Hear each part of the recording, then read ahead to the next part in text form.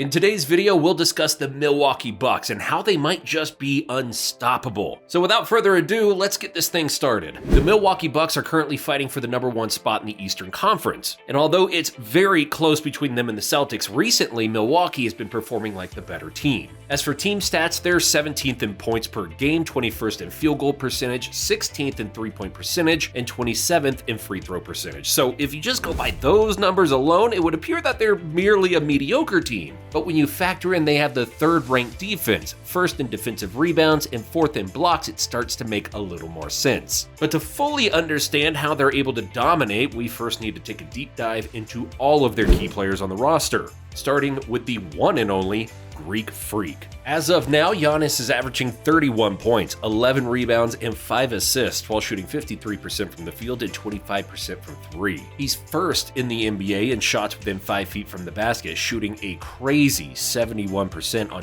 12 attempts per game. But let's be honest, that's not really surprising to anyone. He's one of the most physically gifted athletes of all time. And we think he could even take on some of the bruisers from the notoriously physical 80s and 90s as well. His combination of length, speed, and power is just too much for any single defender to handle. Then, of course, he has one of the best Euro steps in the NBA. And honestly, it might just be flat out the best. In transition, he is by far the most difficult player to stop in the entire league. And while he isn't a great scorer in the mid-range, he's still shooting a respectable 34.5% on 2 attempts per game, proving he is more than capable of making mid-range jumpers if left open. And that's what makes his game even more of a nightmare for defenses, because when Giannis starts somewhat consistently hitting jump shots, it forces the defense to play closer to him, and in result, Giannis just blows by him. When it comes to shooting the three though, he's still not causing the defense much concern. In fact, whenever Giannis chooses to shoot a three, the defense is actually kind of relieved. But we all know he doesn't really need a 3-ball, even though it would definitely help out, but clearly he's doing just fine without it. On December 21st, versus the Cleveland Cavaliers, even in a loss, he scored 45 points while shooting 17 for 27 from the field and 11 for 16 from the free throw line. He was a machine offensively and chipped in 4 assists as well, which is probably the most underrated part of his game. While he's not an elite passer, he's certainly a good passer and decision maker more times than not. But now let's focus on his defense, where he's still a top 5 defender at the absolute worst. When compared to all players who have logged over 400 minutes this season, he is 3rd in crafted defensive plus-minus, 4th in defensive box plus-minus, and 6th in defensive Darko. And he's even 3rd in loose balls recovered per game, so yeah, he's definitely an MVP and Defensive Player of the Year candidate who's on arguably the best team in the NBA. He really thrives as a help side defender, mainly because of his long arms, speed, and mobility. He can practically get to wherever he wants on the court in like 2 steps. And in clutch situations, and especially in the playoffs, there might not be a more clutch defender than Giannis other than maybe Draymond Green. Whether you need a block or someone to play perimeter one-on-one defense with a great score, he can do all of those things on the defensive end, making him one of the most versatile defenders in the NBA. And while we're on the topic of defense, let's now take a look at arguably the most skilled defender in the NBA right now, Jrue Holiday. Jrue is averaging 18 points, 5 rebounds, and 7 assists while shooting 45% from the field and 36% from 3 and 89% from the line. And for shots within 5 feet, he's shooting 64% on 4 attempts per game. He's extremely crafty on the inside and is quite a bit stronger than he looks. Holiday is great at using his body to draw fouls or to get the defender off balance before shooting a nice floater. When it comes down to it, he's simply a really smart and strategic offensive player. Nothing is ever forced. He usually just gets his points within the flow of the offense. But that doesn't mean he can't give you buckets, because he can get you an easy 25 when he has it going, or when he decides to be aggressive and attack the basket. But from 3 is where he's been really good, and he has been for a couple seasons now. In 2020, he shot 39% from 3, and last season he was shooting 41%. As of right now, he's even leading the team in pull-up shooting 3, shooting 34% on 4 attempts per game. As impressive as his scoring can be, playmaking is still where he's the most valuable on the offensive end. Jrue is ranked 11th in assists per game. He can really run the pick and roll and has great touch on alley-oops. Not only can he lob it up there, but he's a very high IQ guard and can make difficult passes look easy. But if anyone knows anything about Jrue Holiday, it's his tier 1 defensive ability. He is still a top-level defender that'll most likely make the all-defensive team this year. He's averaging 1.5 steals per game and continues to shut down guards on a nightly basis. And just like Giannis, he is one of the clutchest defenders in the NBA when you need a huge defensive stop. Jrue has proven time and time again to be that guy. But now let's focus on their big man, center Brook Lopez, who's playing amazing right now. Averaging 14 points, 6 rebounds, and 2.7 blocks while shooting 49% from the field, 82% from the line, and 40% from 3 on 5 attempts per game. On offense, he's mainly used in the pick and roll, and at 7 feet tall, weighing over 280 pounds, he is a very large man who isn't someone many players can just push around. Lopez is just a great bailout option for Giannis and Holiday. Whenever they're in trouble, they could just throw it up or dump it down to him, and he's skilled enough to make something good happen.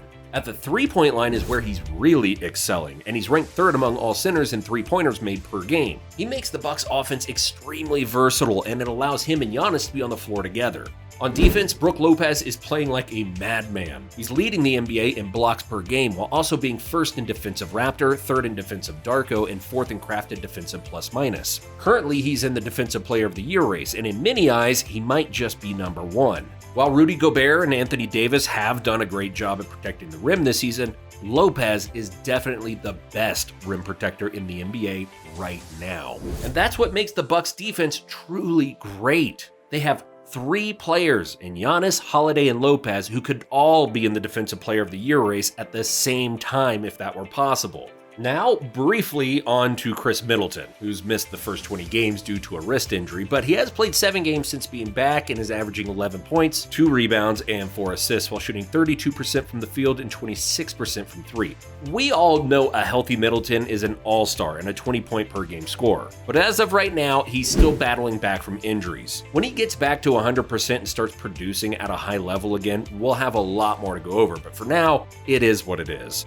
Now let's focus on fan favorite Bobby Portis, who's averaging 13 points, 10 rebounds, and 2 assists while shooting 50% from the field and 30% from 3. The 6'10" forward is ranked 11th in the NBA in rebounds and 9th in the NBA in defensive rebounds. So he's one of the main reasons the Bucks have arguably the best rebounding team in basketball, and his energy off the boards is outstanding. He's someone who fights for every rebound and scrambles for every loose ball. And that's why everyone loves him, honestly. They love the hustle, and how could you not? But he isn't just your typical hustle player because he's pretty skilled as well. While he isn't shooting great from 3 right now, he does shoot 37% for his career, and has even already had some really solid 3-point shooting performances this season. On defense, he's a really good one-on-one post defender and moves pretty well while also being physically strong.